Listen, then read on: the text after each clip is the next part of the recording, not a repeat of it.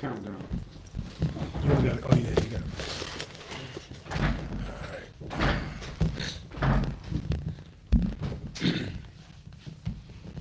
Is Monica?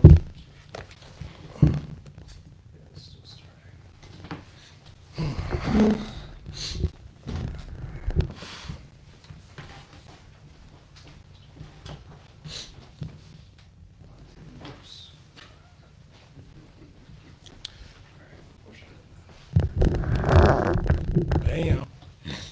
Nice on his face. Oh, that's better. That's better.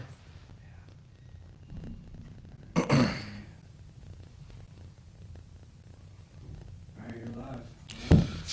All right. I feel like a little kid in this chair for some reason, baby. It's kind of low. So, first, I'd like to welcome everyone to another episode of the Pros and Cons podcast. This is our second episode of the new year, starting off with the Men of Influence series. And I'm proud and honored to welcome our guests. You know, you all have probably, if y'all tap into our podcast, y'all know he one of our members of the podcast. But, you know, I felt like, not just me also, but several people felt like he should have his own time.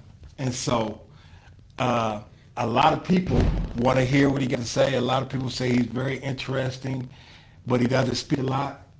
So I said, you know what? We're going to give the people what they want. And with that being said, I'm going to introduce my friend, my brother, Mr. Darnell Walker Sr., member of the Pros and Cons podcast. Introduce yourself. Shit, you said enough. No. I mean, I really don't know where to start, but So are you, baby? So you can start where you want to. Today, all about you. nah. Yeah. But I mean, it's been a nice little journey from the time I stepped foot at Youngstown to now. But I mean, everybody has they live and learn lessons, and I definitely had my fair share of it. And I mean, it's been a hell of a road, you know, and it's a blessing that we're here. So you've been a part of that, you know, journey as well. So you know the stuff that we've been through, things that led us to this point in our lives. It's truly a blessing. You know, I feel truly blessed. I count my blessings every day. So, I'm gonna help you out a little bit, right? I'm gonna help you out a little bit. So, most people know that you're from Detroit. Yes. Most people, unfortunately, know you as a Ready Rock boy. Unfortunately and fortunately. And fortunately, I was gonna say that. Unfortunately and fortunately, but tell people who you are and where you come from. Just give them a little background about your life. Because you're much more than a Red Rock boy from Detroit. Not really. I'm going to say you are, man. Not really. I'm going to say you are, man. But I mean, I don't know. I mean, growing up in Detroit was tough, and it wasn't tough. It was just part of growing up. You know, in any city you come from, you know, you just gotta survive. If you can't survive, then I don't know what you can do. But And y'all let me know if y'all can hear him too. You know, he kind of talks kind of low, so let me know if I need to tell him to speak up. yes, I was told plenty of times to speak up. I was told plenty of times I couldn't hear him. But I mean, man, I don't even know where to start. I mean, Did you go to school? Obviously, you went to school for a certain amount of time. Did you graduate from high school? no. And that's one of my biggest regrets of not graduating from high school. Mm-hmm. I mean, it's wrong to say, but it's what happened. The reason why I didn't graduate from high school is because growing up in Detroit, you know, you going to school, it's like a fashion show. So if you unfortunate to have money to dress properly, you really ain't gonna go because you don't get talked about. And me personally, if somebody did open their mouth and say something, I'm ready to fight. So to alleviate all that, which my mother didn't know, I was just skip school, wasn't going. Until I got to the point where I could dress like I want to. But, you know, as I grew older and I thought about it, that was, I mean, I wasn't going to school to try to impress and please nobody. But that's what happened. And like I said, that was one of my biggest regrets.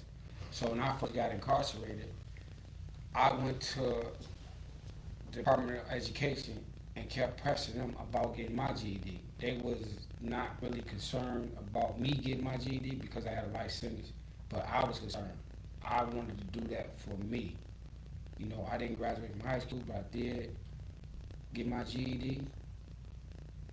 I mean, Shoot, a lot of times they say nowadays GED is harder to get than a high school diploma. yeah. And they said the GED carries more weight than a high school diploma. But I'm not encouraging nobody to drop out of school. Cause I missed out all the experience on everything high school. Like homecoming, prom, I didn't do none of that. I was too busy in the streets. I mean, I was like, man, that's for squares. I ain't doing that. But now that I look back on it, I didn't even enjoy high school. I enjoyed nothing about high school. I just want to basically to be accounted for, and that's the wrong attitude to have about that, because I mean, when you go to school, you're going to learn, and that's, you know, one of my biggest regrets of not having the proper education like I should have had. It's right there in my face. It's right there for me to grab, but I didn't grab it. So that's one of my biggest regrets. So let's rewind a little bit, right? Before high school, like who was Darnell growing up? You have a nickname growing up? Obviously you did. No. No, come on, man. Obviously you had a nickname growing up, man. No. Straight up. I know what we called you, but what was your nickname growing up, man? I had too many growing up. Some I'm not going to say. Some of them I'm not going to talk about. Some of them you never hear from me. But I mean, What was the one your mom? Did your mom have a nickname for you? Something she called you? yes, and I'm not saying it because that's between me and my mom. That's between me and my mom. I'm not saying it. All right, but give us one, man. Give us one, man. I mean, okay, I'm going to get to it. All right. Part of my life, I was called Don. Don, okay. And the only one to this day probably still call me that is my little sister. She probably the only one that still call me that. So why was you called Don? For some reason, it supposed been short for Darnell, but it is no old in Darnell nowhere. So, I mean, That's like Billy. That's how I understand how people get Billy out of William. yeah, now Will and Liam, I can see, Right. But yeah, I can't. I still get that. That's why I don't let nobody call me Billy. Don't ever call me Billy. But go ahead. But I don't know how that name came about. I guess it just sounded cool at the time. It didn't last long, but it lasted long enough. But my mother always called me Nail. Nail? Don't you ever repeat it again. That's between What's wrong with Nail, man? That's between me and my mama. I'm gonna leave it. I'm gonna keep between moms and you, That's man. between me But and ain't my nothing mama. wrong with Nail, man. No, I know it's not, but that's between me All and right. my mama. All right. But I mean, I like growing up in Detroit. It's like different neighborhoods you go in, you can just create your own name. You see what I'm saying? So the different neighborhoods I did, you know, happened to be in, far as like selling drugs or whatever, I just came up with any name fit. I didn't want to go by D because that was my oldest brother. Everybody called him Little D, so I didn't want to go by D. Some people still did call me that, but for the most part, it was like this making up names for different occasions. So how many siblings do you have? It's five of us all together. My oldest brother got killed in 2000. My oldest brother got killed in 2000. I have a younger brother, a younger sister, and an older sister. Okay. So, because I'm looking at the comments, if y'all got any questions y'all want to ask him, tap in. Please do not ask. Listen, tap in. This your chance. Y'all know he don't talk a lot. So tap in. Y'all got any questions? That's why I'm looking. If y'all see me on the big one looking at my phone, I'm trying to monitor the questions. So if y'all got any questions for him, Man, you set me up. this is the moment. This is the time to tap in and ask him, you know what I'm saying, what y'all want to know, right? Okay, so you got it. So how was that happen? So that's pretty much, that's a nice size family. How was it? So you in the middle? You a middle Yes, child? in the middle. So how was it being the middle child? They say the middle child is always the one searching and looking for attention from their parents because you get lost in the shuffle. How was that though? Nah, I had my fair attention. It was just, it was more so me just being to myself a lot. Me and my oldest brother, we stayed into it. We always fought. For some reason, we got along good. Don't get me wrong. I love him to death. We got along good, but it was just so happened out of all of us, me and him the only one that fought all the time. And I guess he seen something in me that I didn't see. So a lot of times, we'd get into it, and it'd be me by myself and him and my youngest brother together. So it was like, majority of the part of the time, I was cool with it. But with us being so close in age like that, it was more like, man, we all wore the same size. So times was hard. I mean, you walk in the door with something new on.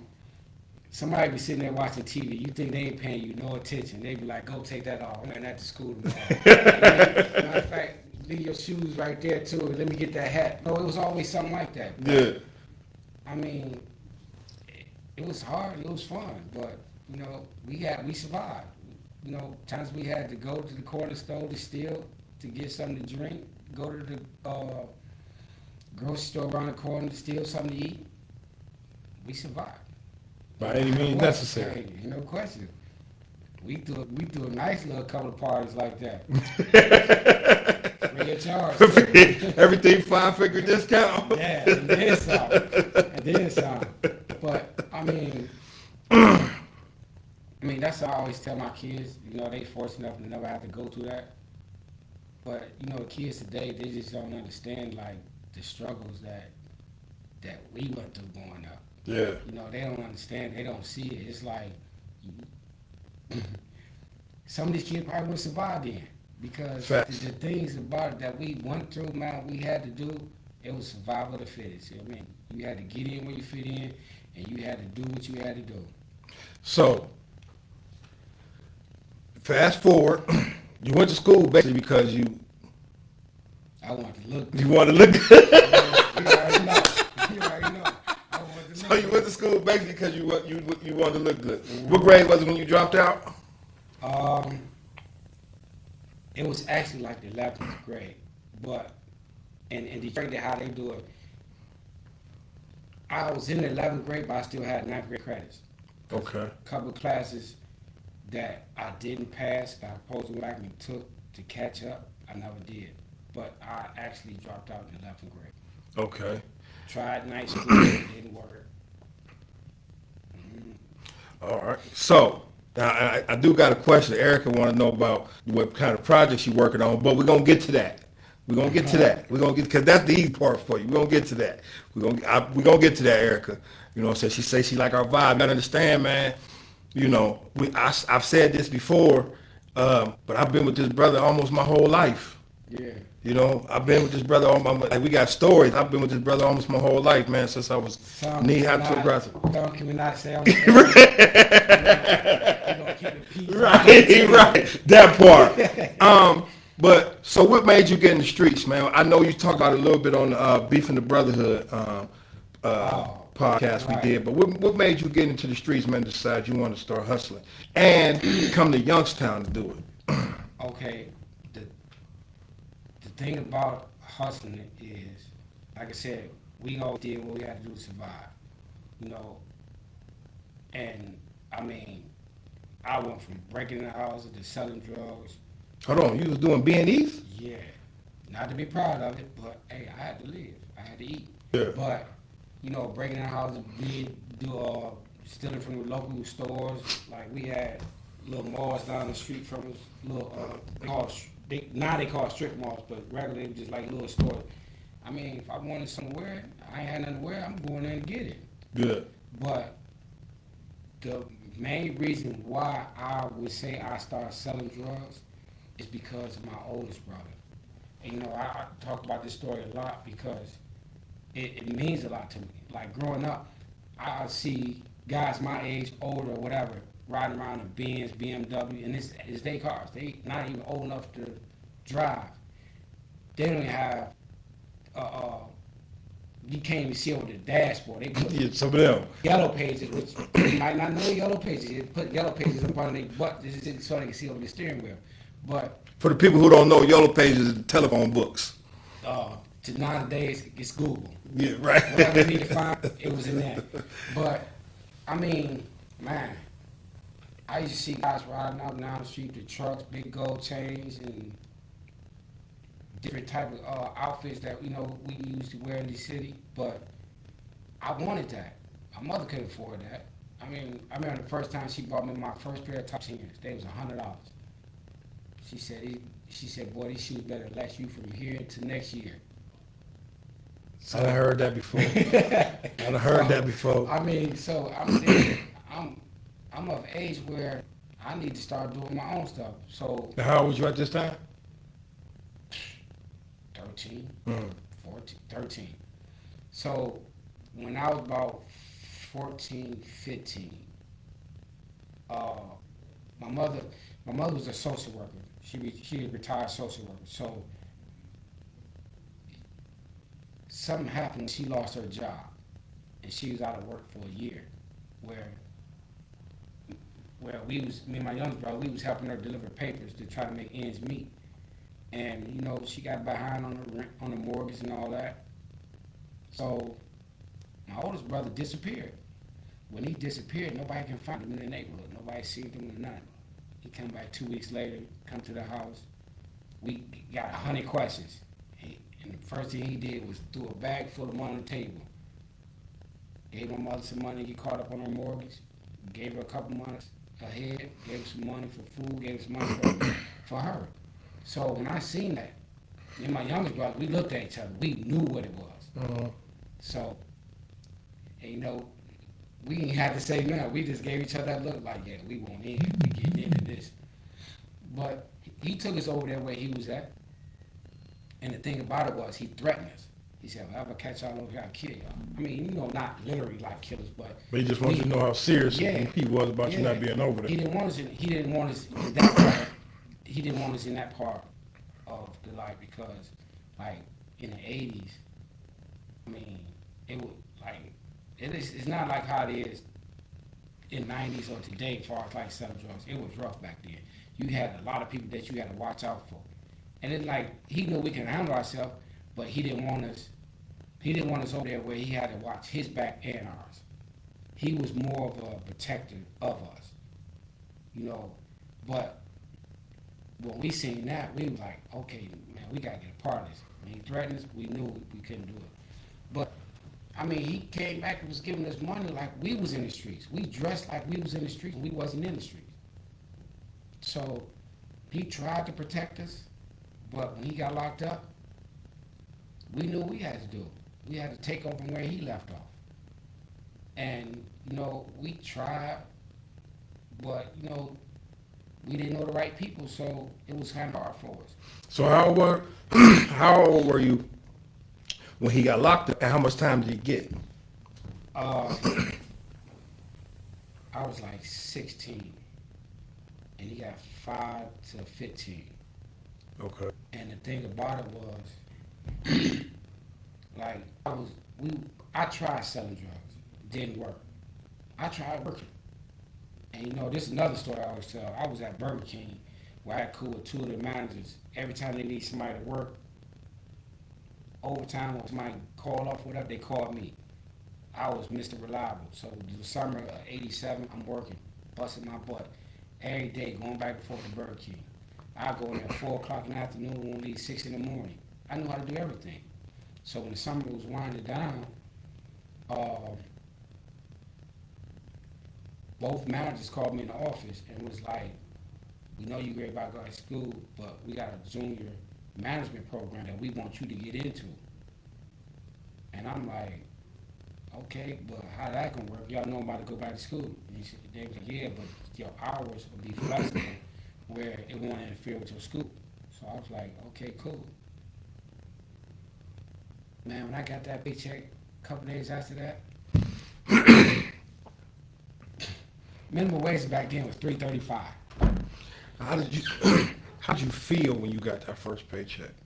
No, that wasn't the first one, but it was the last one. Okay. But that was the one I put the most hours in. When I got that check, I was excited. But when I opened it, man, that was so disappointing. All them hours I put in, and my check was barely $120.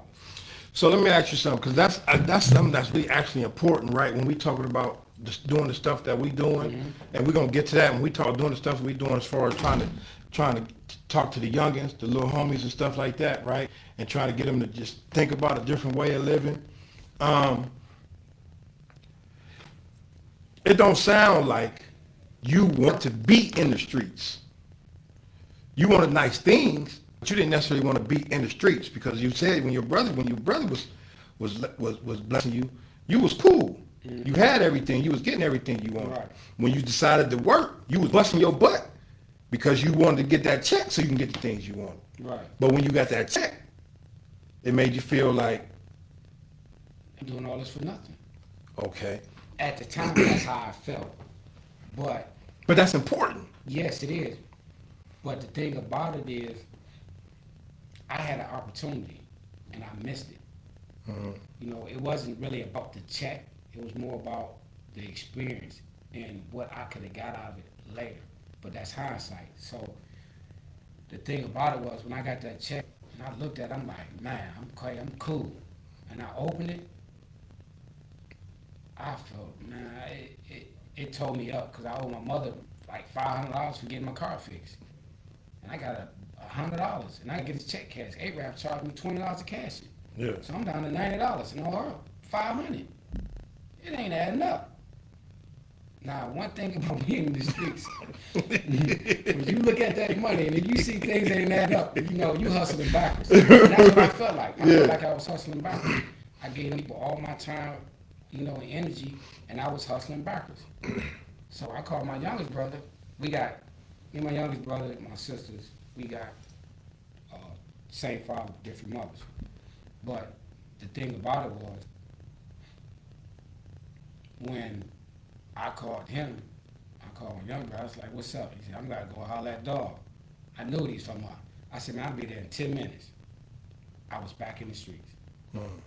But once again, I'm trying to make ends meet, and things wasn't adding up. You know, I didn't have, as we called it back then, connect. What they call it now, a plug or whatever. But you trying to come up like that, it's hard. So when the numbers weren't adding up, and my money started getting low, I just stayed in the house. What did I do? So we ended up bringing somebody down here. You know, they moved down here. So we have them move. They paid us that, you know, for moving. So we got to talking to a few people, and you know, this is no down on Youngstown, but Detroit was so far ahead, and the things that people was doing, like selling powder down here, I'm like, hold up. And we think about what we can get some drugs for, and what we can make off of it by selling powder. So once we start hearing that, it was like, okay, here's our start. You know, it wasn't working in Detroit. Let's come here and see what happens. Then it went from there. So you was how old when you moved down here? 19. 19. Yeah. Wow. My mother was like, I never forget. She told me, my younger brother, she was like, I'm old enough where y'all gonna have to start paying rent. And when she said that, neither one of us had a job. Neither one of us had a job. I don't think we had $100 between the two of us. So we just sitting there like, man, because everything started to come into us like that, you know, and we knew as young men, you know, it's certain things that we need to do and have to do. So when we sitting there looking like, man, something got to give. Then that's when we came out here, had a conversation with a few people, You just found the lane for yourself. jumped right in it, full speed. You ain't taking. So wasn't no, you ain't had no hesitation, at no all. None. none of that. None. Didn't know nobody. Standing on the corner, I ain't know nobody. Literally on the. On the Because corner. when I met you, it knew wasn't. one person. Wow. One person, and that was my guide. Yeah. He was my guide of what to do and what not to do. But I already knew from experience of coming up in Detroit, knew what to do and how to do it. But I didn't know who to look out for. Mm-hmm. I didn't know what type of undercover police cars drive and stuff like that. I didn't know really what type of police cars to look for. So now here's the story that one day I'm on the corner, Warren Hillman, and I'm standing there. It was kind of slow. It was cold as a mug out there too. So we standing out there. Somebody say 6'5". I'm standing there. Everybody walking up. Everybody going. So I turn around and look. I said, oh, the police is coming. So I started walking up. I'm like the last one. I said, man, I hope they don't turn this corner. But they kept going. So I'm telling the guy, I'm like, man, hold up, man. You ain't telling me about all that. Listen, I said, I need to know these things so I can be aware of it. Yeah. Because we call it hook. You see the police say the hook coming. Okay. And we can get, you know, we know what to do. But I ain't know nothing about no 6'5". So I'm like, man, don't let that happen again. What's going on? Tell me what's going on so I know what's going on. So, I mean, it kept getting cold. Then we ended up getting cool with the girl that stayed in the house right there in the corner. Them blue houses, them blue apartments. We got cool with her. Then Blue apartments. We sell it out there. We ain't got to sit out in the cold. And this So wait a minute. So wait a minute. So you never actually did the corner thing for a long time. No. Absolutely not. Absolutely not. Okay. This All is right. the winter time. No. So, I mean. Because I'll say this to you, and mind you, I was super young, but I don't remember outside of when we started it, dudes using houses to sell dope out of. Everybody sold dope on the corner. Exactly. That's what we brought from Detroit. Okay. Selling drugs out of houses. Because just think about it like this.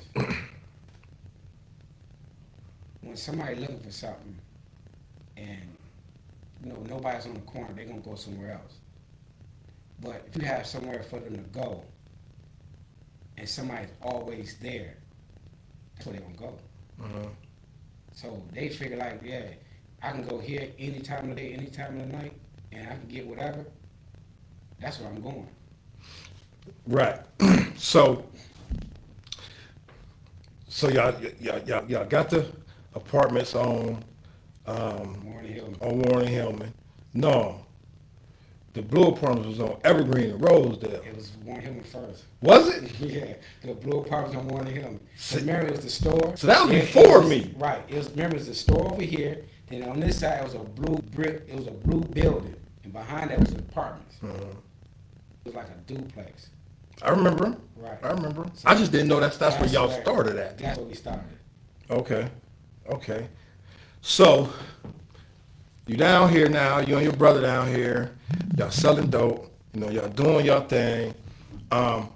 Obviously, what I know about Youngstown, or any city, for real, you don't take the natives, if you will, of that city don't really take too kindly to outsiders coming in and making money and doing all these things. With money comes women, right? And even though we see nowadays a lot of these beefs that these youngins is beefing about lead back to women.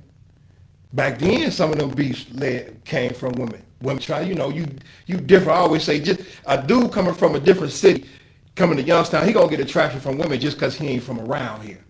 Same way, if I go to Detroit, I'm gonna get attraction from a woman just because I ain't from around there. I'm different. You know what I'm saying? So add that to the fact that y'all down here making money. How did that show up as far as, when I say show up, how did that look as far as dudes embracing y'all or people embracing y'all from not being down here? I would say some took a liking to us and some didn't. But any and everything you do, that's what it's going to be about. Mm-hmm. You know, that's just the law of nature, if you want to put it that way. But I mean, that's something I can't help. I mean, I was not out seeking people to just dislike me. Yeah. You know, I wanted to make money. You know, and I wasn't gonna let nobody get in my way. You know, it was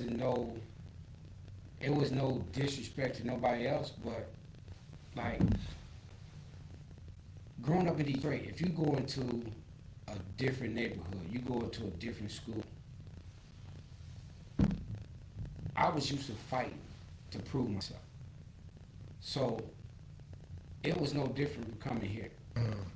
I didn't go out looking for trouble, but I wasn't going to back down because if you see signs of weakness, you're going to get ran over. Mm-hmm. And that's one thing that I didn't allow. I wasn't going to show no signs of weakness. You know, and that's where the problem came in at. Because people didn't like us. So first thing they say is, you know, y'all not from here. Y'all come down here taking out girls and this and that. No, we not doing nothing. I mean, it's just something that happened. But like I said, it was no disrespect to nobody. But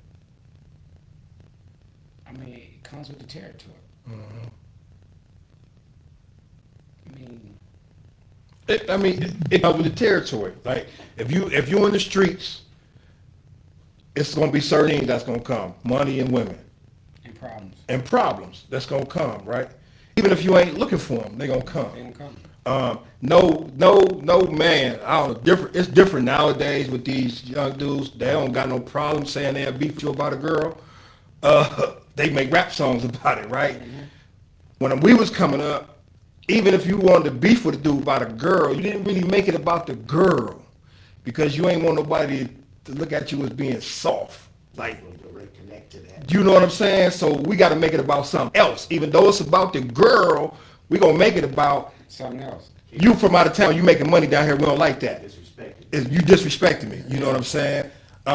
And so being an insider to that, I seen that, right?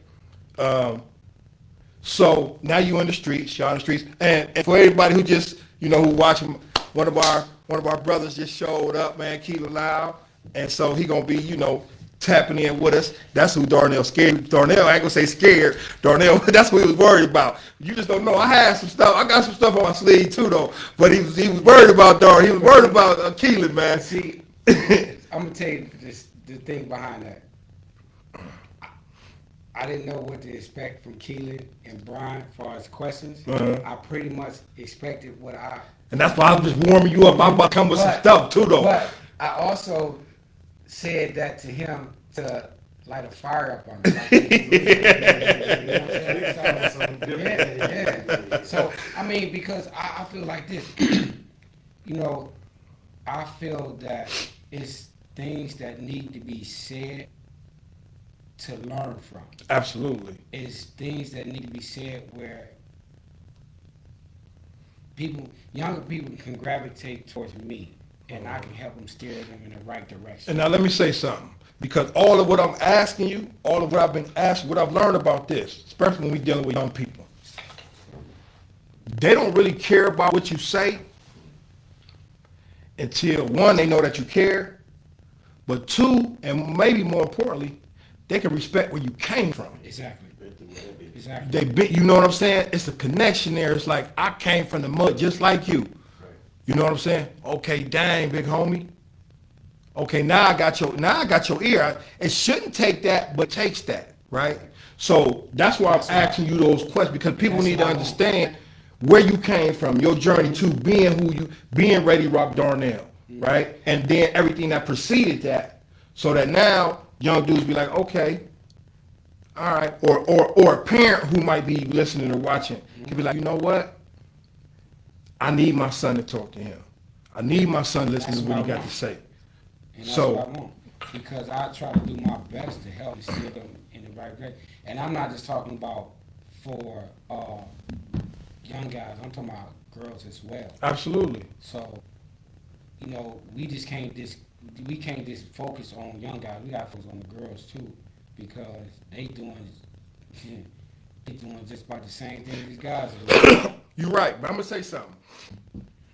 We absolutely do, and what I've learned is a lot of, like I said, I always say this. A lot of the stuff that we seeing in the streets has a direct correlation to young girls, young women, little sisters. But because the little sisters don't know what manhood looks like, they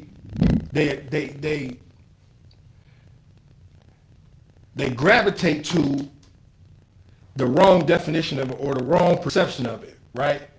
But also because a lot of them don't understand what womanhoods look like.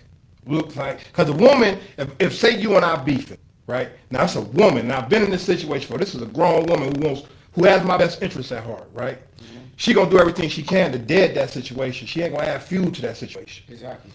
A lot of these young girls, because of the attention that it brings them, and because they didn't get that attention from their father or someone growing up, they add fuel to that. Exactly. Because they just care that they got the attention. Not even having the forethought of seeing what that outcome was going to be.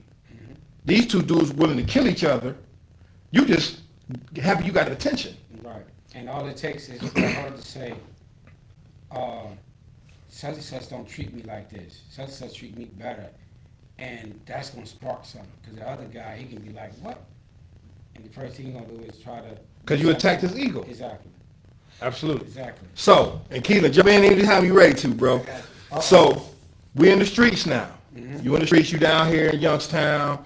You in the streets, you got beef, like you say, that come along with the streets and stuff like that.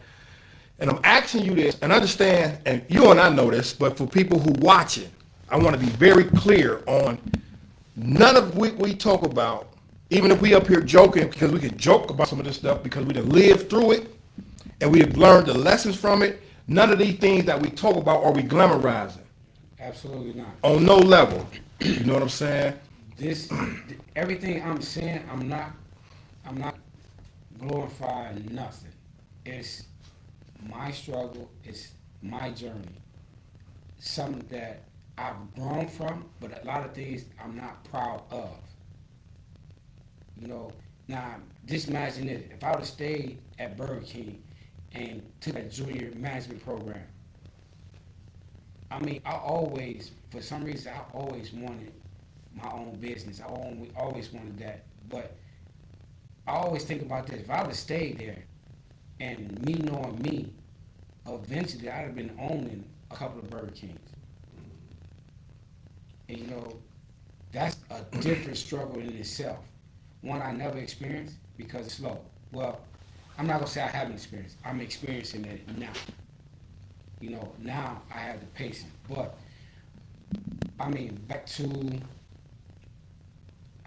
Warren Hillman. I mean, you know, we started something. You know, like we basically, and I understand now why a lot of people dislike us. Why do you think that? Why? Because we came down here with Detroit mentality. We ride around. Once we started making money, we was able to buy new trucks and put sounds in them and paint jobs and stuff like that. Everybody else was still riding around in old raggedy cars. So we basically like changed the culture, which creates a lot of problems, a lot of jealousy, envy. But by us doing that, I mean, even with the drug game, you know, everybody was still dealing in powder. And we basically like, I don't know, I was told that we were probably the first ones to start selling rocks. We were. That's why the name Red Rock Boys came about. I was going to ask you. I know, but I want you to tell people where that name come from. Because I tell people, again, not bragging or anything, but this is our history, right? I was the youngest dude in Youngstown to sell crack. Mm-hmm. Because I was with y'all and I was the youngest and we started that. I remember standing on the corner. We got crack and we got powder. It's the same thing. People don't want they don't want crack. They're like, I don't want that. Because they wanted to cook it up Because they wanted to cook it themselves. And they ain't understand what it was. That was the same thing, right? I remember these days, right? But that was, as you would say today, was a marketing scheme. We kept pushing it. And the different gimmicks that we did, it was able to catch on. Right. And, we went from, I don't like using this word, but we went from niggas from Detroit to, the ones that celebrated rock. Mm-hmm. And that's how the name started. And, that's how they was identified. The Red Rock Boys, ones that from Detroit. So that's what the name came from. Mm-hmm. And So it's funny. Da, da, da.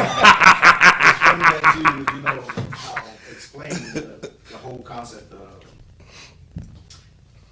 Crack versus crack powder. versus powder, because this sells quicker, sells at a smaller price, but Yeah. it adds up. But this is the thing. People who were doing it wanted to sell their own. One, because of creep at the time. mm-hmm. So people were selling fake crack. And that's why what brought about that change? And I like the fact that y'all keep saying we're not glorifying it. People do this with movies. People do this with everything. Like you get the positive and the negative, and sometimes people run with the negative. But what made the change of we're gonna sell crack versus the powder? Because we knew everybody was going and cooked the pot up anyway. Mm-hmm. So to cut out all that, we was trying to show you like the difference for us to getting a dime bag of powder compared to a dime bag of rock. Mm-hmm. The rock was actually bigger. Right. You're gonna get more from the rock than you do the powder. Right. So it looked like it was better. Exactly. So, But also, wasn't It's it? an image thing. True. Image of attraction. mhm. I like that. But also, wasn't it because you spoke to Detroit being faster than Youngstown? I'm on everywhere, every big city faster than Youngstown, And right? But Sorta. there was already right. But they was already doing this, right? Right. Like I said, with my oldest brother, when he disappeared, he came back. Nah. He put one bag on the table, it was full of money, another bag was full of dope. It was heroin and it was crack. Well, it's a difference. Let me say it was rocks. Right. So I've seen it. I just didn't know how to cook up at that time, but I've seen it, and I really never heard of nobody selling powder cocaine until I came down here. So that was new to us. So we basically was trying to sell what we knew. We were trying to sell something that we already knew how to sell. We really didn't know how to sell powder. We had to ask a bunch of questions and do a lot of different things to be able to sell powder. Okay. So when we started selling crack, this is something familiar. Right. So like I said, we started little gimmicks like 2 for $5, 2 for 10, where you really getting, it's really no difference. Right. But different gimmicks like that to try to get it going, and it was like, this is what we had to do to get it going. Right. Yeah, I was discussing when you come down here, it just reminded me like movies really play out in my mind just like the streets of Youngstown. Like, so I think it was Belly with dude eating a banana on the corner, and No, it was. that Belly Was into it- deep, into deep. I think. No, you talking about dude from Nebraska? Yeah, it was like, I don't like that. Yeah, that was Belly. That was I don't like Belly. that. I don't like that at all. And that's how people would treat y'all. But And understand it because, again, the laws of attraction are different. Like, when people gravitate towards you, the more money you make, Exactly. the more popular you look. Exactly. And that attraction, that's like magnetic for a positive attraction as well as negative. And that's always going to be. In that day, I heard you say you was 19. So from 19 to what? Well, like what age did you end up actually going to jail? 24. 24. So in between that time span, that's 5 years. That's 5 years. So what year was that? 93. 94. Well, I went in 93. Yeah. I went December 93. I went January 94. Right. I'm talking not the year you went in, the year you came to. Oh, the year it came, it was the winter of 88. 88. So I was 8th grade guy. 8th grade at Princeton. That's the first time I heard of D-Train. D-Train, 6-pack, all of them. I remember walking from Princeton, and I told you I lived on Glen Haven. Right. So that was a long walk from Glen Haven. Ain't no question about I it. mean, from Princeton to Glen Haven, like, Yeah. all I hear is D-Train, D-Train, 6-pack. 6-pack, you know, Hillman is Strictly business. Princeton, it's all Right. strictly business. Princeton is that strip. I mean, Hillman is the strip you had to walk through, so I had to take alternative routes. Quite often. Quite often. Yeah, I was a little guy, so took me up a little bit. But in those 5 years, the beefs that you had, and also the relationships that you made, what kind of was the most significant thing in those relationships, whether it be beef or your close friends that really kept you comfortable in what you was doing? I'm glad you asked that question. And remind me to ask this question that was just asked on here too in the answer. Kept me comfortable. Comfortable in what you was doing. I mean, it's an uncomfortable state, but it kept you something for those 5 years other than money kept you. Oh, I know this thing. answer. Kept you doing the same thing, because money is attracts. Oh, kept you everybody. doing the same thing. Yeah, Okay, yeah. now I don't know this answer. That's a good question, Keelan. Damn good question. See, that's why I mean, Keelan. I would say what kept me comfortable is, I would say 2 different things. The friendship I was creating, and I mean, you can never go past this. The women I was coming in contact with. It's real. That's what I would say that besides everything else that kept me comfortable. Because I could never say beefing, because that's definitely not. Right. But yeah, those are the 2 things I would say that really kept me comfortable. Because a lot of the time, whether it's entertainment, sports, or whatever, ladies. Women play a big part of everything in life. Why do you think when a bar opens or trying to promote something, they say ladies free? Because the ladies go, The guys men go- showing up. Yeah. And guess what we gonna do? We coming there, we trying to show up because we trying to impress them. They call it peacocking. Yeah. They call it peacocking. I'm the biggest. I got the most money. I'm the baddest. And the animal kingdom says that's how it's supposed to go. Actually, we just mess. You know what I'm saying? Right. But that's Humanity, yeah, right. change it over. So, my pops asked. He say. Oh boy. He say, with success comes eternal strife. How did you hold everybody together? How did y'all keep us together? As long as y'all did, eventually, but as long as y'all, in your opinion, I have an opinion, but in your opinion, They kept us together? They kept us as, because D-Train became Ready Rock Boys. So They did and they didn't. a lot of us, well, I ain't gonna say a lot. Well, because I'm gonna say, the reason I say they did and they didn't, because a lot of y'all that was in D-Train, I'm not saying we fell out like that, we just went our separate ways. And they was still D-Train. Like Erickville and Derek Brown. They was. And Eric, might argue against this, But I would say that they wasn't.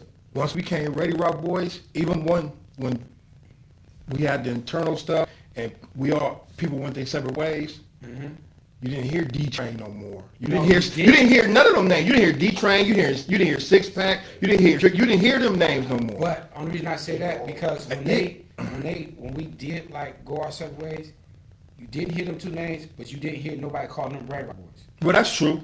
That's true. And to answer your pop question, it's like all the ones that we stayed cool and stayed together. I would say it was more so a brotherhood than anything else. Because I mean, we had our arguments, we had our disagreements, but when it was time for us to go, like prime example, it's time for us to go to the top shelf.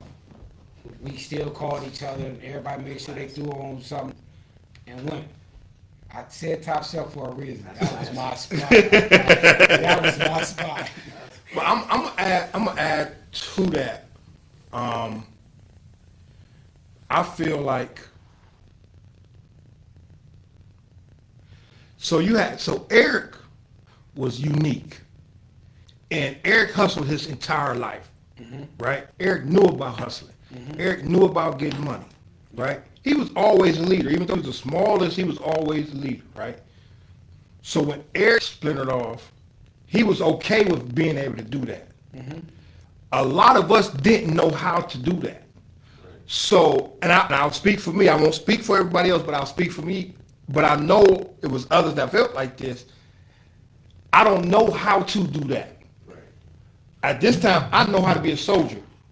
And I know how to get, and I know they feed me and they eat, and I'm eating. So in spite of all the internal bull crap, because what people don't realize, and I'm glad my Paul asked this question, it was a lot of internal bull crap. It was and it wasn't. I'm gonna say it was. I'm agreeing, but I'm saying like even though it was a lot of internal stuff going on between us, which is in any family, right? You know, but we still had that love and respect right. for each other. Like when something happened, we ultimately put it to the side. Exactly, we was there for each other. Right. So that's why I say it was and it wasn't. But it's like you said, as far as what kept us together. That's why I say brotherhood, family. That's what really kept us together. Now, you know, it's so funny you say that because when I went to the pro board, the first time I went to the pro board, I got 5 years for saying that because I'm sitting in front of this panel with people and they like, y'all Ready Rock Boys, y'all sold all these drugs, y'all shot all these people, y'all was a gang, y'all was terrorizing the city, da-da-da. I said, man, we wasn't no gang. Well, what was y'all? And I remember it was a black woman. I'll never forget this. And she, well, what you consider? I said, that was my family. And I was dead serious when I said, that was my family. She's like, that was no family. I say, man, that was my family. Their mama cooked for me. Their mama washed my clothes. They helped me get my own place. They helped me pay. That was my family. You know what I'm saying? Then she was like, well, what good was y'all doing? I'm like, We wasn't. I mean, but the thing about it, really, reason why we weren't doing no good because we did. Like me and you talking before, but you mainly hit on it a lot too. We did what we knew how to do. We did what we did, what we thought was right at that particular time. Which is kind of why I'm glad the honorable. Yeah. Because it kind of piggybacked on what I was trying to get at. Right? What made you comfortable in it? Because really, like.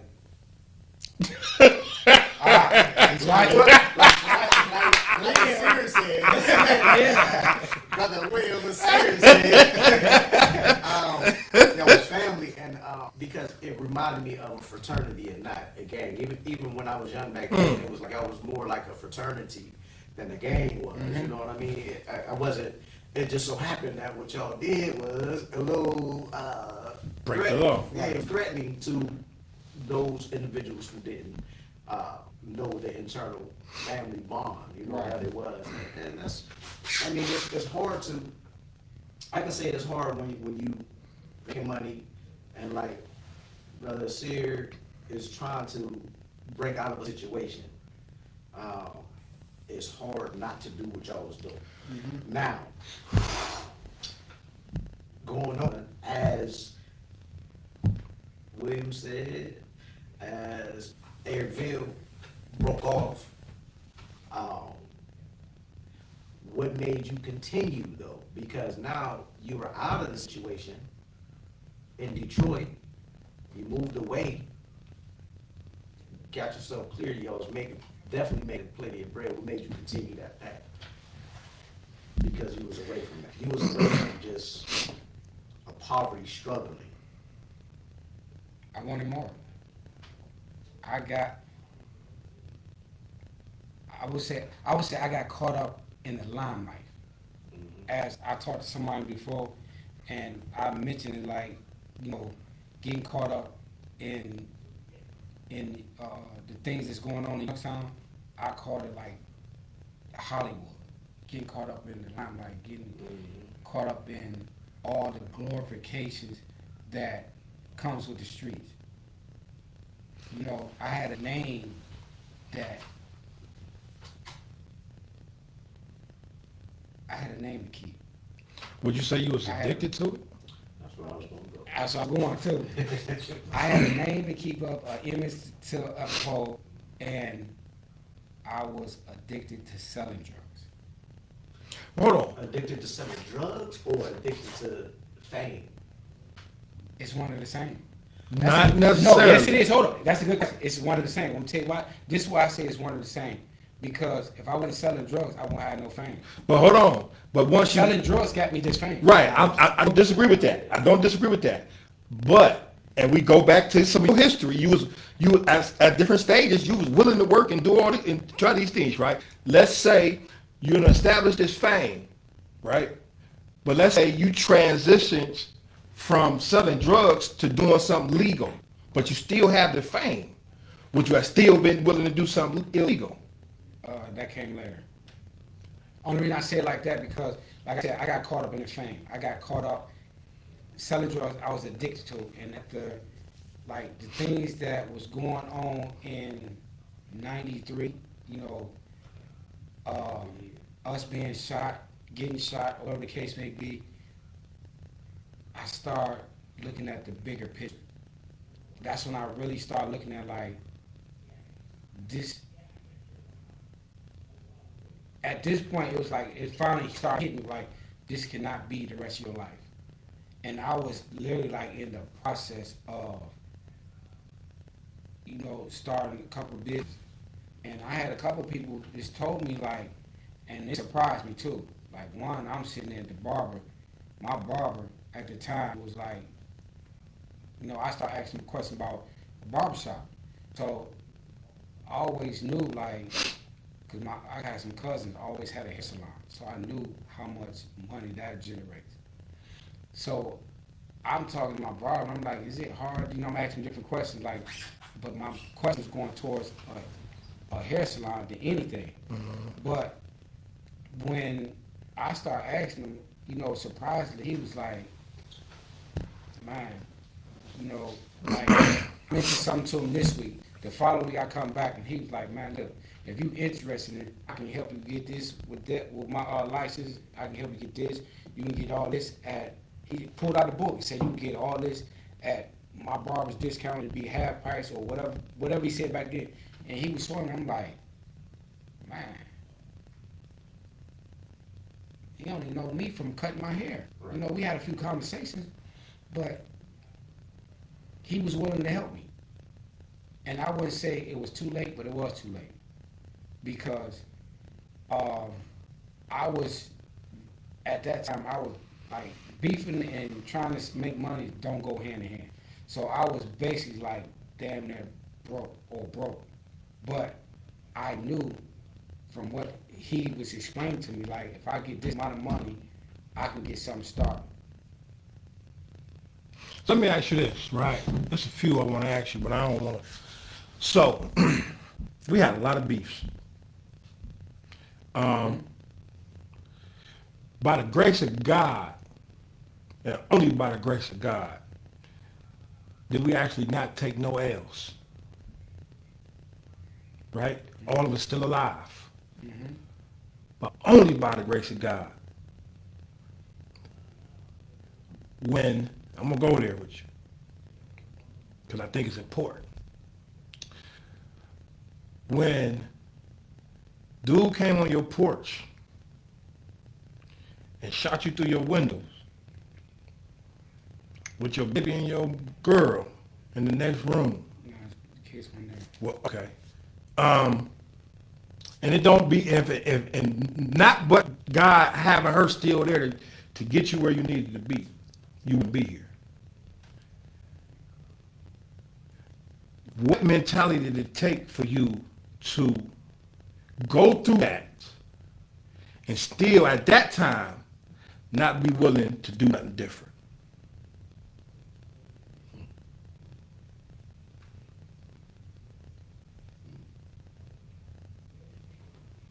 I don't know if I could have did anything different. But, I mean, that whole situation is, I mean, I talk about it a lot because it helped me get through it. Because the seriousness behind it. And, like, my kids could have been in that house that day. But it's a blessing they wasn't. It's bad enough that my kid's mother's there, but it's good that she was, because the way everything happened and the way how I got shot.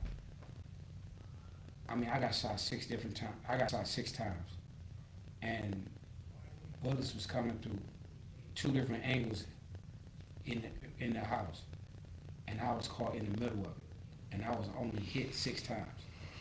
So that was a blessing in itself. And if I would have passed out, blacked out, I would have died because my kid's mother freaked out. You know, this is something she never been through. I didn't want her to go through that, you know. But that's a very painful situation because she was there.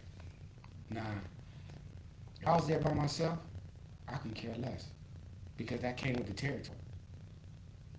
But by her being there, I won't wish that on my worst enemy. Because for somebody that never experienced something like that, and I mean, she didn't want to come in and see about me. She was scared. She was freaked out. And I had to explain to her, like, listen, I'm hit. I need help. I need to call ambulance or whatever. And like I said, if I would have passed out and she came there and seen me like that, I could have died in her arms because she know what to do. I didn't panic. I didn't freak out or nothing like that.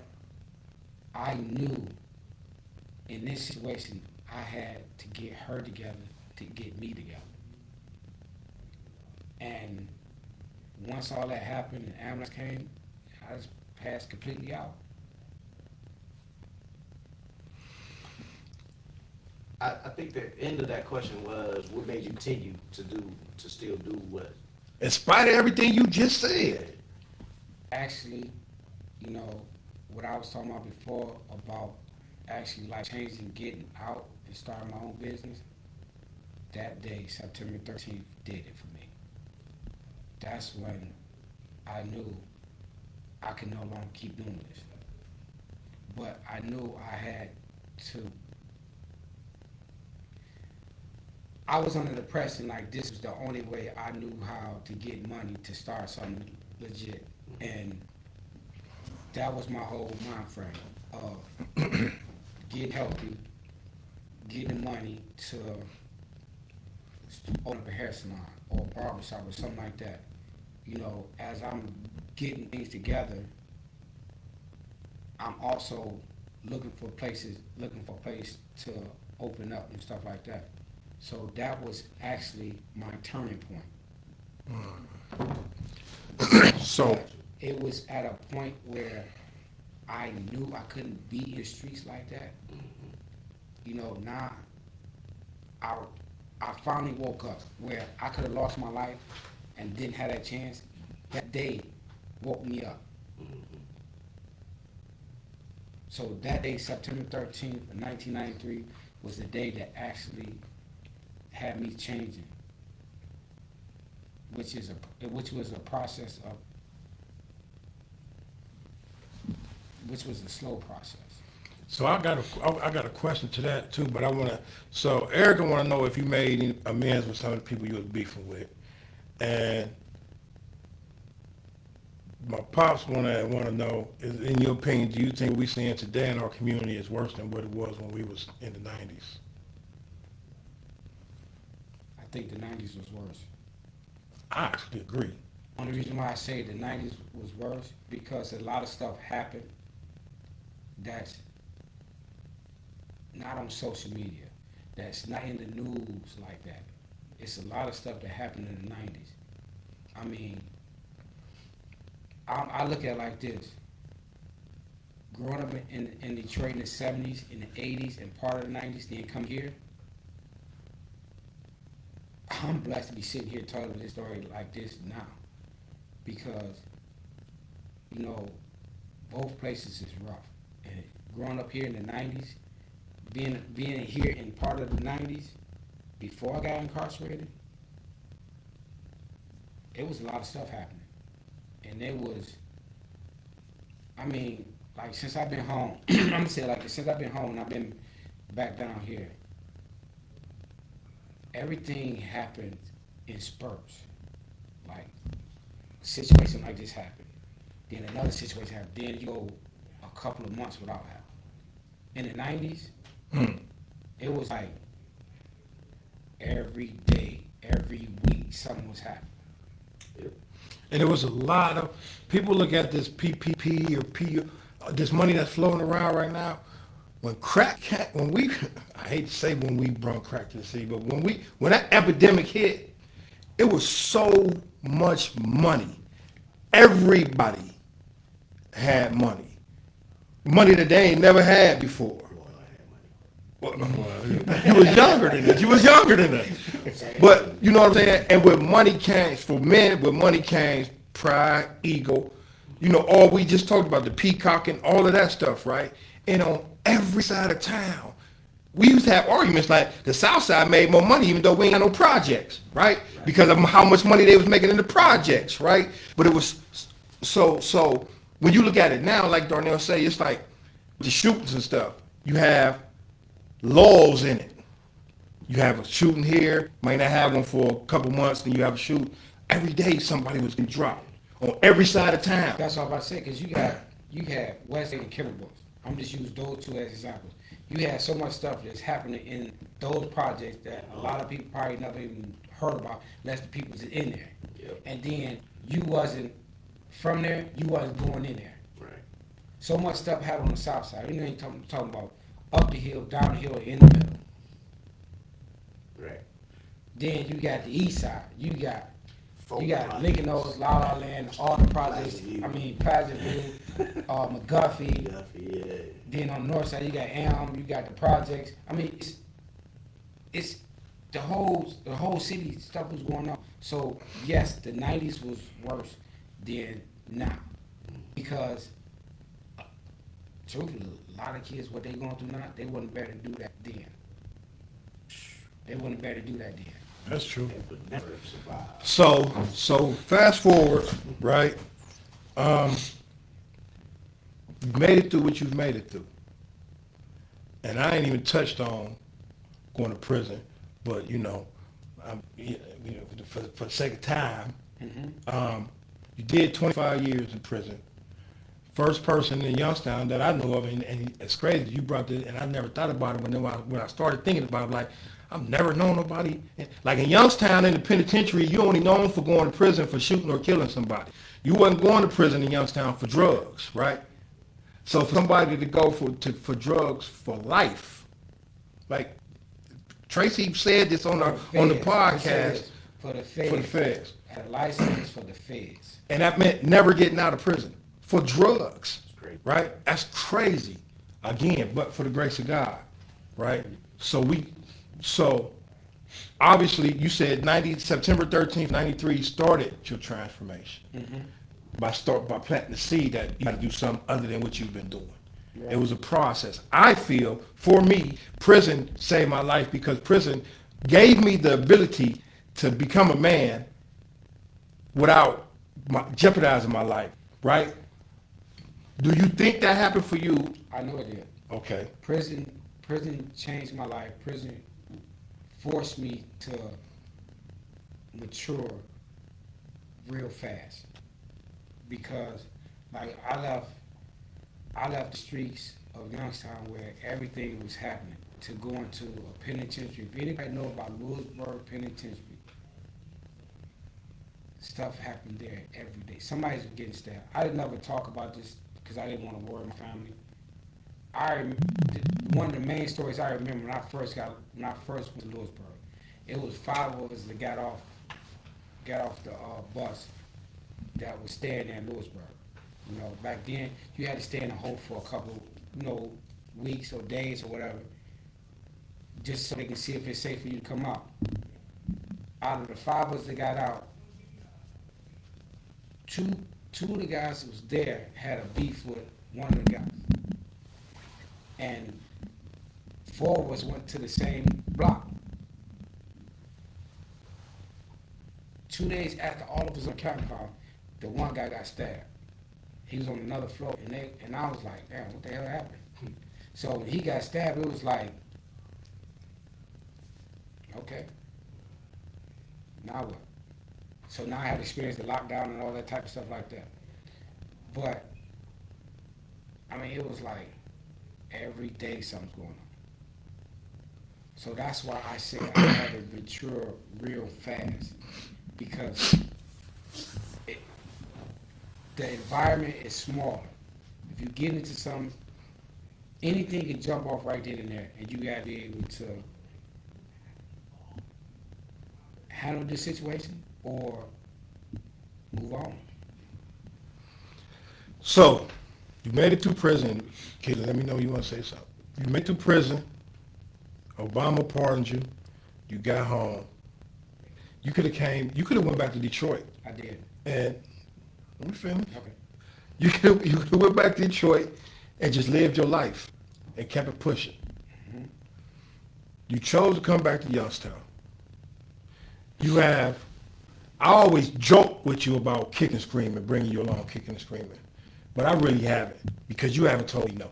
From the day we met, from the day we reconnected, and I told you I was on, and we seen what each other was on, you have my back to the point. People, if they see me by myself, they like, where your bodyguard at? Right? You don't have to show up the way you've been showing up. Right? Why are you showing up like this? From the conversations we had, I know what I want to do. I'm just not ready or prepared for it. But you already had something in the works where it was helping kids. So I always said, like even at my sentence here, I said, no matter what community I'm in, I'm going to give back. Because I felt like, well, I don't feel like, I know I took a lot from this community. It's either direct or indirect. But when we got to talking, you started telling about the respect program, and no pun intended, I respect everything about it. So I just wanted to be a part of it, so that way I'm starting to give back like I want to, but I'm also getting experience and learning different things for when I get ready to start what I want to start. Because I have a lot of stuff in vision that I want to do, but I don't have the experience or the knowledge to go forth with it. So once you start telling about it, when I said I was on board, I just didn't say it just to be saying it. I was on board. And that's why I shows up all the time when I can. And let me just say this: I don't have a clue what I'm doing. I stay in Kea's ear, I stay in Dion's ear, I stay in my pop's ear, I stay in my dude Fred's ear. I'm fortunate. Here's what I have: a passion and I have a vision for what I want to see, but I don't have if I'm honest, I don't know what I'm. Wait a minute, hold up. say this conversation. Hold on, no, okay, yeah, but I'm saying that Okay. because I'm saying to you, as much as I appreciate and I know that you got my back and you support everything that I do, it's time for you to start putting your vision into fruition and trust the universe to bring the people around you that you need around you to make it successful. Actually, that's what I'm in the process of doing. Okay. It's through my real estate company that the things that I envisioned that, and I guess this could answer Erica's question, the things that I have planned. But what I'm starting to do, I wasn't ready, but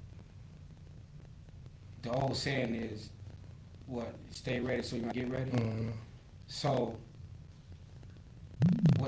what I envision on doing is basically is all the process of building. And real estate investment does that. I'm putting myself in a position where I can help a mother of 3 get a first house. You know, if her credit messed up, I got somebody for that. You know, to put her in a position where she can get her first house. You know, I look back at my mother, my brother and sister mother, which was the second mother to me, and my kid's mother.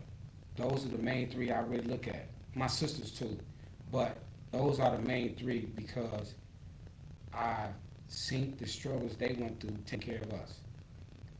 I didn't see what my kids was doing with my kids, but I heard and I was able to see the growth through them through visits or conversations on the phone, you know. And, you know, leaving her out here with 2 kids like that, it was like a struggle in itself where she had to grow up, she had to mature. And, you know, I kicked myself in the butt because I wasn't there to help her.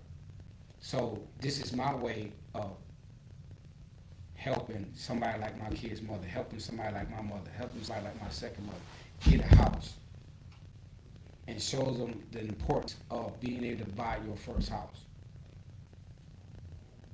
Like, I'm setting up where I can have a lender help them get a loan with no problem. That's one of the things I'm doing. But the other thing I'm also doing too is I'm trying to build a team. And the team I'm trying to build is to build, you know, to fix up houses. And the people I'm targeting, everybody's coming home from prison. Men and women coming home from prison. You know, they got a trade, they don't have a trade. You know, I know somebody's about to start a school, and we already discussed about having people come there to get the training and all that. So I will be able to help people that's coming home from school, because I know how hard it was for me. I mean, when I first came home, I got 2 jobs with no problem. But things happened. I quit one and got fired from another.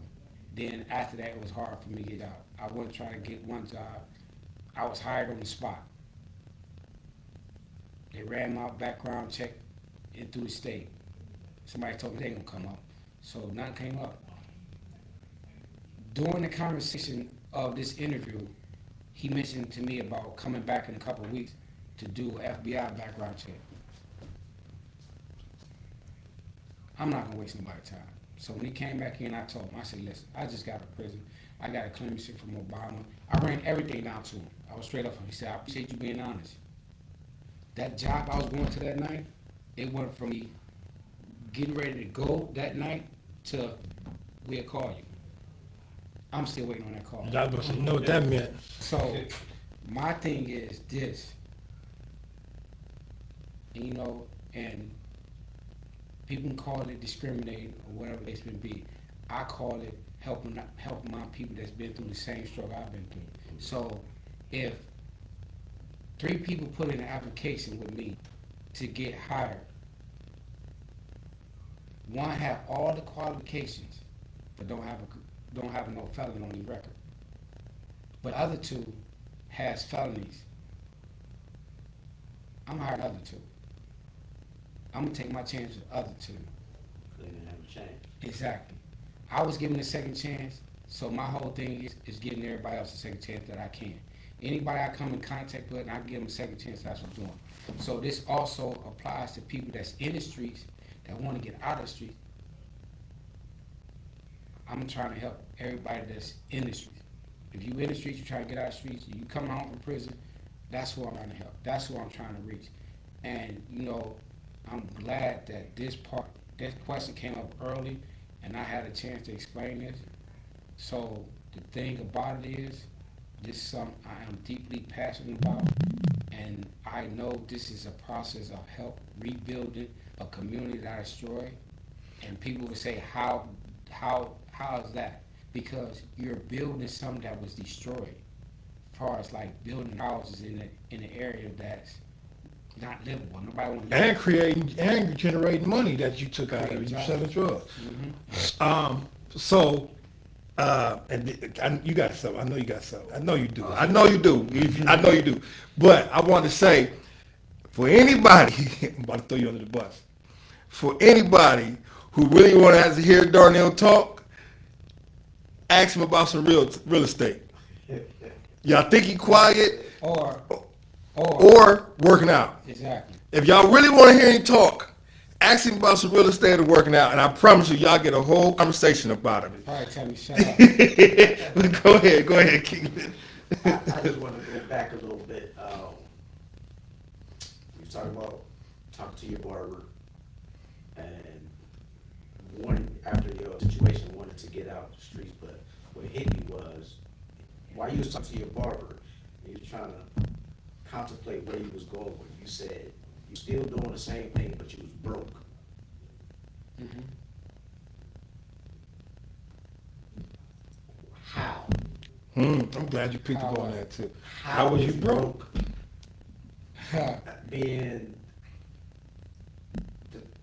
I'll say one of the top dogs, top people in the streets. How Easy. become broke? Easy. Because the industry, If- a lot of industries make money and become Yeah. broke. And this is the main thing. The old saying, you can't beef and make money. That is so true.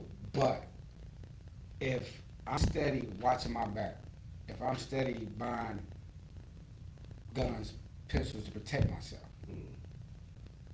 if I got rent to pay, I got bills to pay, I got one hustle. You got cars to fix up after they get shot up. Exactly. But I got one hustle. I'm unable to do the one hustle that I have Because you beef, because I'm beefing. and you don't want to be out on the streets. I can't be out on the street. Yeah. And then, you know, I just went through this ordeal of getting shot in my own house that I was staying in. This is not a drug house. Right. This is a house that I was staying in with me, my girl at the time, and my kids. Right. You know, this was a house that I was trying to buy for us or fix up or whatever the case may be with this house with her and the kids. So that taught me a valuable lesson, and this is how a lot of people in the industry go broke. Not being able to manage their money and not being able to do other things. Right. So if you're not able to manage your money and do other things and you steady Spending money? putting out, you're in the red. You know, I had to learn about the red and the green and stuff like that. Yeah. You know, that don't add up. So if I'm steady putting out and I'm not putting in, Right. that's how I went broke. Gotcha. So a lot of people thinking that, yo, nah, they was this and they was that. When I got picked up on January 20th of 1994, I had $50 to my name, a welfare ID, and $50 in food stamps. How much my battery was it? $50 in food stamps, Don't worry, I'm gonna $10 share it to you. $10 cash and a welfare ID card. That's what I had to my name when I got locked up. Damn. And with that being said, I didn't get a fine, because with the feds, they'll sentence you and they'll give you a hell of a fine. Like, I could have got $1 million fine. Yeah. I didn't get a fine because of what I was caught with. My lawyer's like, clearly you can't pay it. He got caught with $3 worth of food stamps, $10 in a welfare ID card. That's how broke I was. That's what I want. And you know what? And I'm glad you said that. I'm glad you asked that. And I'm glad you said that, because ultimately, what we doing here, what everybody believed in free for, what we trying to establish is reaching these youngins, right? And we glamorize or have bought into the glamorization of the dope boy, right? And we lived that life. But then your reality was, and my reality was, I had to sit in jail for a couple months before y'all was able to pay my bail. And your reality was, when they came and got you, you had $50. Now, and Food stamps. Food stamps. And when we talk about having made hundreds of thousands of dollars, that's no exaggeration. Right. Like, we wasn't, we might have started on the corner. We could have made more But than we that. could, wait, I'm saying, we wasn't, a lot of times people will try to dismiss you when you say, well, I got locked up with $50 or woo woo, or I had to wait for somebody to pay my bill, or y'all wasn't really getting no money, right? That's the furthest thing from the truth. But when you mismanage your money when you're young and you think you're going to continue to get it, you're going to continue to have it, and you don't really understand and appreciate it when you're beefing, and you got to pay for houses, attorneys, fix cars, all of these things, and on top of that, you live in a lifestyle that requires a certain amount. We went to places with an expectation from people that we're going to show up a certain way. Right. That requires money, right? If you only got one hustle, they say you need 7 streams of hustle to be wealthy. If you only got one hustle and you can't do that because you're beefing in the streets, the reality is you're spending way more than you're getting. So, but you don't hear that aspect of the game. You don't hear that because it's just all glamorized.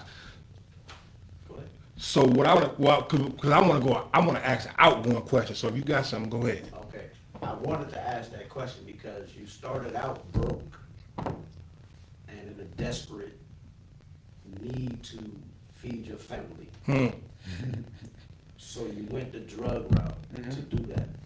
And you ended up the same way within 5 years, living a glamorous life. And I'm trying to, again, rid the attraction with these young people, because they're not necessarily even dope boys nowadays. These young people are attracted to just make money. And within a 5-year span of, I got to do this for my mom, my brother, my family, 1 year making great money, being able to, help your mom.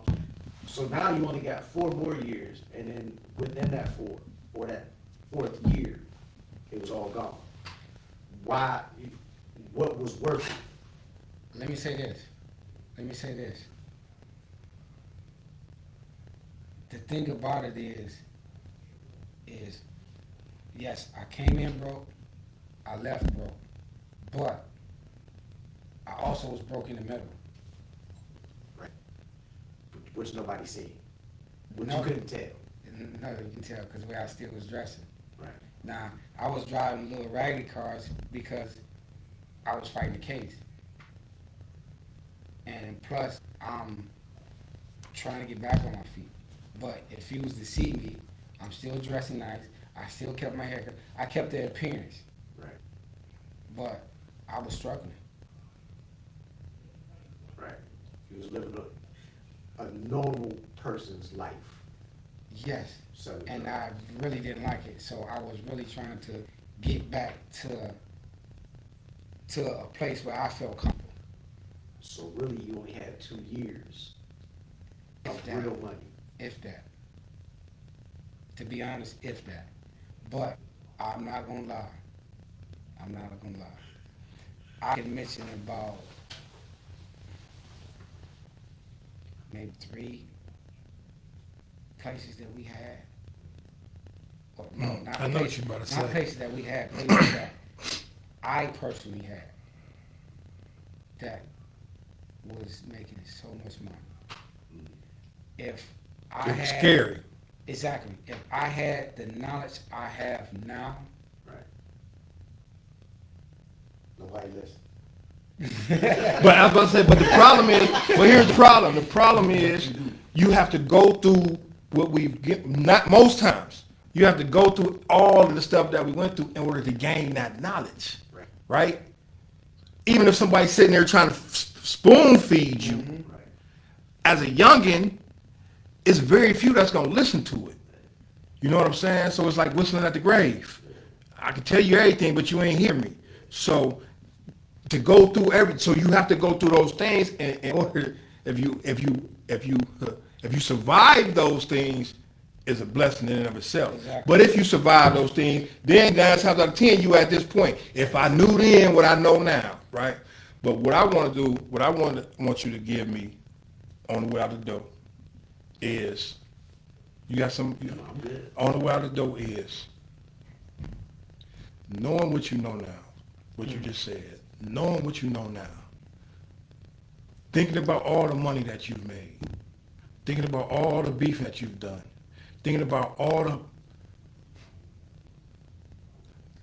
the grace that God has given you, because we done seen dudes get killed by less, right? You got a youngin', you got a young 16-year-old, no, you got a young 13-year-old Darnell sitting in front of you. Mama home struggling. Daddy ain't there. Ain't got the flies clothes. On the fence. Right now, on the fence, and he's sitting in front of you, looking for a reason not to jump that fence or jump off that porch. What you gonna tell him? get an education. That's all I got for them. Get an education. Because what I've learned now, education is so important. If things, let me say it like this. I'm gonna say two different sides. I'm gonna say two different sides of Darnell from where I sit now. At 17, what I know now, I would have told me to stay in school, educate yourself, and go through the junior management program.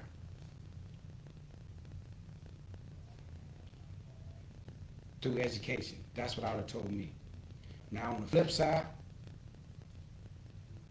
when I came down here at 19, I still would have told myself, educate yourself and have more than one hustle, but most importantly, do not buy all that materialistic things that don't mean nothing. Invest, like you have the money I made, seen, or could have made. What I know now, I would have been a millionaire on my own business from drug money. I'm not glorifying it. I'm not telling y'all to go out and sell drugs just to start a business. I'm not telling y'all that. But what I'm saying is you don't want to go the 19-year-old Darnell route. You want to go the 17-year-old Darnell route, where I had all the opportunities right then and there. It was right at my fingertip. These two managers loved me. They was older than me.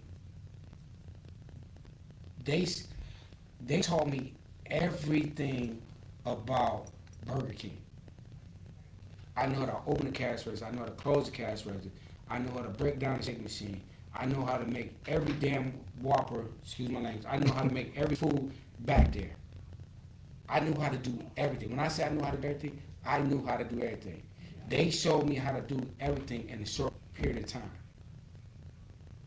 And I was very reliable for them. Like both of them stayed within, driving distance.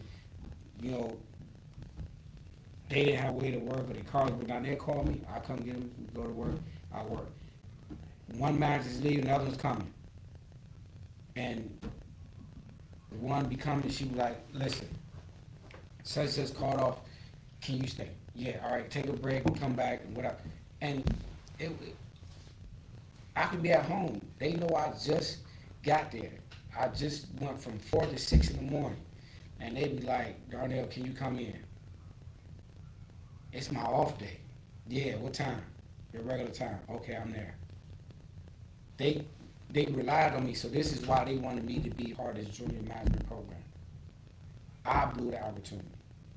I could have been owning my own Burger King restaurants, which makes a lot of money, or I could have been a manager directing one half of the region of Burger Kings. It's so much that I could have did and learned and moved up in the fast food industry, but I didn't. Yes. Even though, as a young person, you don't make that much money, but once you get into the real fast food part of it, that management side. You make out for everything. The irony that I take from it is that the irony I take from it, no, the lesson I take from it, let me say that, is slow money is better than no money. I was gonna get to that too. And slow money lasts longer because he started broke, and in 5 years, not only did he end broke, but he ended it with a life been in prison. The 19-year-old Darnell, the 17-year-old Darnell, ain't no telling where he could be at right now. Unimaginable. I can instead of sitting at this table talking about the mishaps and the pitfalls that I went through, I could have been sitting at a boardroom table just like this. At the head of the table just like this, telling other people what to do. Absolutely. Or, truthfully, retire. Living off my pension or whatever the case may be, or doing something else. Yeah. I think one of the problems is in our neighborhoods, and this is real, in our neighborhoods, and I say this because I think about first of all, I remember when I was 17, when I turned 17, and I couldn't believe I turned 17. I'm like, hey, I don't know how you forget this. You remember everything. I be forgetting everything, but I'm like, man, double, I made it. 17, woo. But then I remember when they sentenced me, when I was 18, they sentenced me. That man said 33 to life. I said, 33 to life? Man, I'm going to die in prison. I didn't even know nobody over 24 years old. That's great. And I think that's one of the biggest things that we fight against in our community in our community, period, but especially as young black men. We don't even know nobody, like, who lived that long. You know what I'm saying? Because all our peers are our age. 25 is OG. Literally, they say OG is 25. 25? Like, but that the lifespan of a young black man in the inner city ain't even 25. Because I truly believe if I wouldn't have got locked up in 94, I truly believe I'd have been dead. I hate to say it, but that's the direction I was going in. You in the streets, you already know it's either prison or death. And at that point, I haven't experienced prison, so I was knocking at death's door so mad. I was right there. Katie, you got anything else? No, I'm good. Man, listen, I sorry appreciate I you, bro.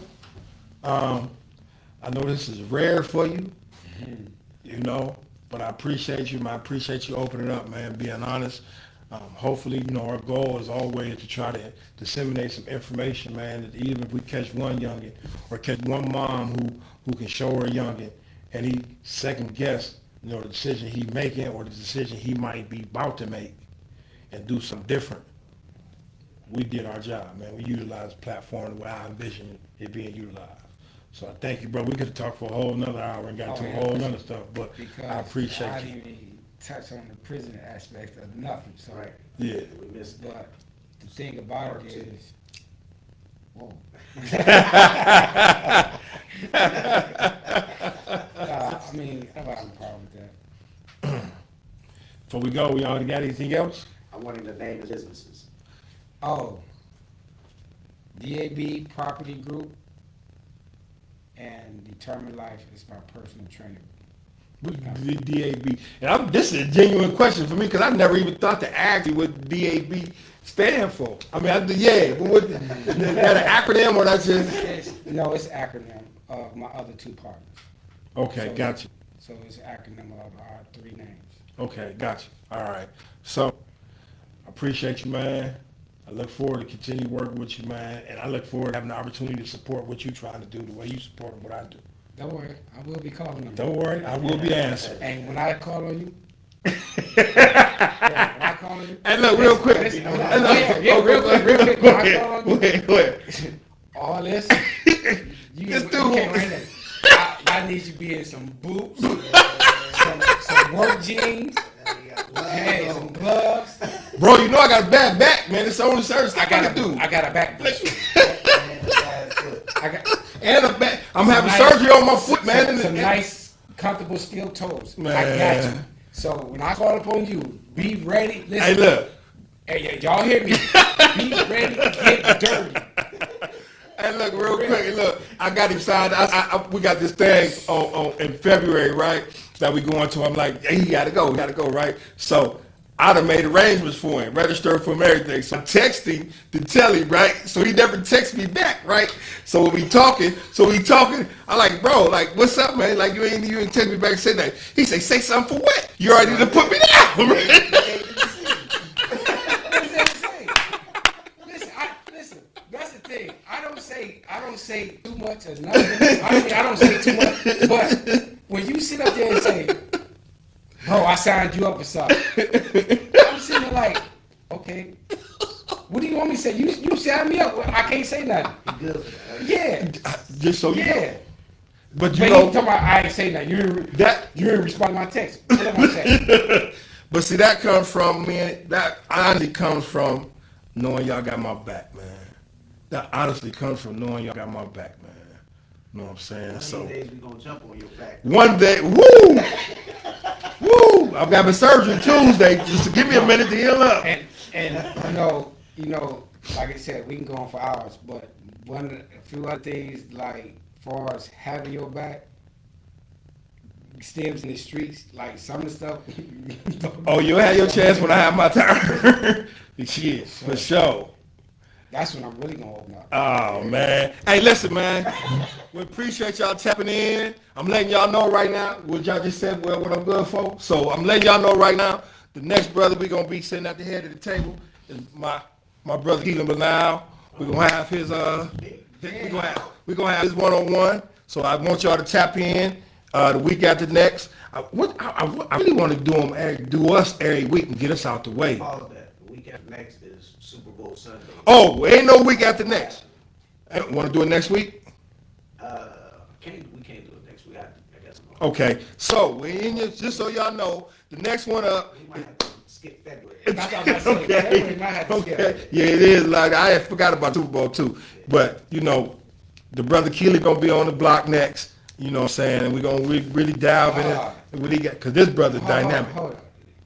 I'm trying to get us off the air so we can go watch some football, man. Go ahead. Go ahead. No, go ahead. We talk about after. Go ahead. We talk about after. Hey man, we appreciate y'all tapping in, man. Hopefully y'all got something at the end of the day, man. That's the whole purpose of this podcast is to give somebody something, man, they can utilize, a lesson they can learn, and they can take it with them through their life, man. I love y'all on the genuine side and got nothing but love and respect. Peace. Keely, you gotta hit the stop live button on that right there.